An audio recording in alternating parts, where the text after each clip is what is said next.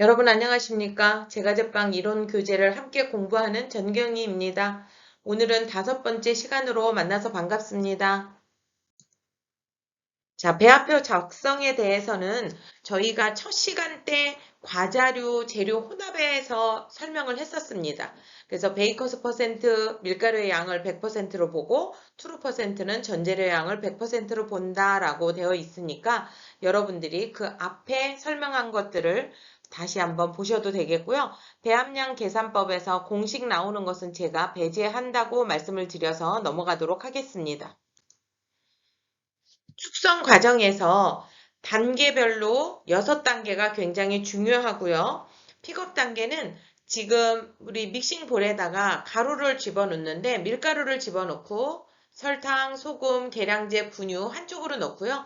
이스트는 설탕과 소금의 반대편에다가 넣고 섞습니다. 그리고 이스트를 먼저 밀가루와 한번 코팅을 해준 다음에 다 재료를 섞은 다음에 물과 계란을 넣어서 하는 상태가 지금 픽업 단계이고요. 그걸 반죽을 쳤을 때 한 덩어리가 돼서 깨끗하게 됐을 때가 클린업 단계. 이때는 50% 믹싱한다라고 주로 표현을 하고요.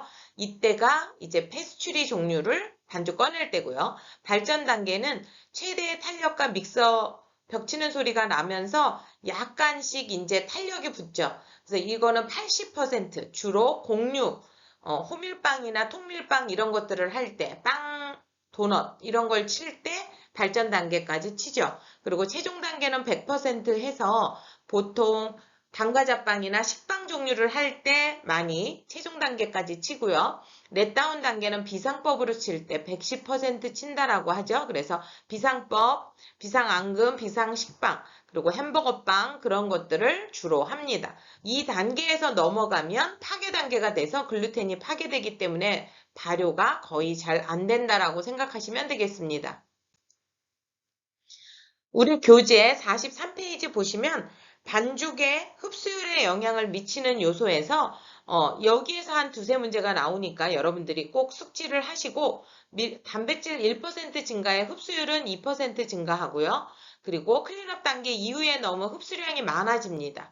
또한 분유 1% 증가 시 흡수율도 보통 0.75에서 1% 증가해서 이런 문제들이 굉장히 요 분유에 대한 얘기 많이 나오고요.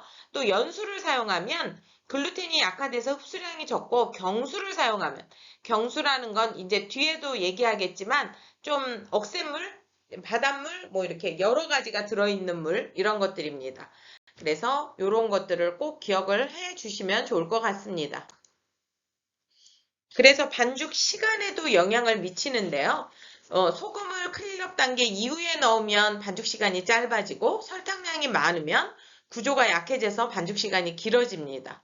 그리고 유지를 클린업 단계 이후에 넣으면 반죽 시간이 짧아지기 때문에 거의 클린업 단계 이후에 유지를 넣기도 하죠. 그리고 반죽 온도가 높으면 반죽 시간이 짧아지고 그리고 밀가루의 단백질 양이 이제 많고 질이 좋으면 그러면 반죽 시간이 길어집니다. 반죽 온도 조절에 스트레이트법에서의 반죽 온도 계산, 스펀지법에서의 반죽 온도 계산이 다 나오는데요. 보통 다른 것들은 외우라고 제가 강요는 안 해드리고 얼음 사용량에 대한 빨갛게 해놓은 것들은 중요하고요. 또 하나는 부등호 표시가 시험에 나옵니다. 그래서 얼음 사용량은 사용할 물량 곱하기 수돗물 온도 마이너스 사용할 물 온도 이거를 부등호가 곱하기 나누기 또는 더하기 이런 걸로 바뀌어서 나오니까 여러분들이 꼭 이런 문제는 놓치면 안 되겠죠. 그래서 이런 문제 그리고 계산하는 문제들은 제가 배제한다고 했습니다. 반죽의 시험 기계 역시 굉장히 자주 나오는 단골 시험 문제죠. 그래서 페리노그래프, 익스텐소, 아밀로그래프는 가장 중요하게 빈번히 나오는 요 세 가지는 꼭 더 알고 있어야 되고요. 페리노그래프는 글루텐의 흡수율, 질, 믹싱 시간을 측정하는 기계로서 폐, 글, 앞자만 따서 저는 외우라고 하고요. 익스텐소 그래프는 신장성에 대한 거라서 익신 이렇게 외우시고요. 아밀로그래프는 알파 아밀라제의 효과를 측정하는 기계에서 전분의 질 해놓으면 여러분들이 이거는 잊어버리지 않을 수 있습니다. 그리고 레오 그래프는 기계적 발달을 할 때 일어나는 변화고 믹소 그래프는 글루텐의 발달 정도지만 여기에서 글루텐 들어가지만 발달 정도기 때문에 이거는 배제하고 페리노, 페글, 익신, 아밀로그래프, 전분의 질 이렇게 꼭 머릿속에 기억해 두시면 좋겠습니다. 여기서 돌발 퀴즈로 믹싱 시간, 믹싱 내 구성, 흡수율 등 반죽의 배합이나 자 흡수율, 글루텐 뭐 이런 거 혼합을 위한 기초 자료 제공하는 거 페글 해서 페리노 그래프로 기억하시고 아밀로 그래프는 우리가 알파 아밀라제 이래서 전분의 질, 익스텐소는 신장성 이렇게 기억하시면 되겠고요. 페리노 그래프의 특징이 아닌 것은 전분 호화력 하면 이 전분의 질, 호화력 이러면 아밀로 그래프가 해당되겠습니다. 네, 이렇게 지금 설명이 나와 있는 것입니다.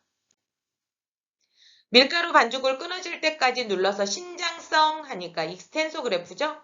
네, 그리고 얼음 사용량 계산 공식으로 옳은 것 해서 여기에서 곱하기 마이너스 이렇게 해서 보통 네 가가 해당되고요. 지금 곱하기 플러스 곱하기 이렇게 나왔는데 이 앞에가 계산할 물 온도로 나왔기 때문에 수돗물 온도기 때문에 네 가가 맞습니다. 이런 거 꼭 잊어버리시면 안 되겠고요. 네, 이렇게 부등호 표시 꼭 기억하셨으면 좋겠습니다. 자, 오랜 시간 발효 규정을 거치지 않고 정형에서 2차 발효를 하는 제빵법, 그래서 우리가 제반죽법, 네, 제반죽법, 우리 물을 남겼다가 한다고 생각하시면 되죠. 그래서 공정 시간이 네, 단축되는 장점이 있었죠. 그리고 작업실의 온도와 습도 그러면 25에서 28도, 그래 27도로 거의 하고요. 70에서 75% 이렇게로 여기에 지금 80에서 85는 온도가 너무 낮기 때문에 또 안 되는 것입니다. 85까지도 괜찮은데 자 그리고 2차 발효실의 습도를 낮게 해야 되는 것은 아무래도 바삭하게 먹는 거거나 튀기는 거겠죠. 그래서 빵도넛 얘는 튀기는 거고 또 하나 페스츄리가 나오면 페스츄리도 낮게 해야 되겠죠. 왜? 바삭하게 먹는 식감이기 때문입니다. 스펀지법에 의한 식빵 제조의 스펀지 배합의 반죽 온도 그러니까 스펀지법 앞에 거죠. 그래서 24도. 그리고 뒤에 도우법 본반죽법은 27도. 액체 발효에서 가장 발효점의 측정법은 산도를 측정합니다. 그래서 산도가 7이 중성이고요. pH가 7에서 앞쪽으로 오면 산성, 뒤쪽으로 가면 알칼리성 된 것입니다. 그리고 반죽 시간에 영향을 주는 요인과 거리가 먼 것은 이스트의 양은 네, 반죽 시간이 아니라 발효 시간이죠. 그리고 냉동 반죽법의 장점이 아닌 것은 가스 발생력이 떨어지고 있죠. 그래서 이스트를 2배를 넣어서 한다고 그랬죠. 자, 숨가쁘게 왔습니다. 여러분들 이제 5번째 시간을 접하면서 이제 머릿속에 제과이론은 다 숙지가 되었어. 이제 제빵이론도 슬슬 내 머릿속에 다 저장되고 있어요. 이렇게 본인이 네, 그렇게 생각을 해주셨으면 좋겠습니다. 네, 경청해 주셔서 고맙습니다.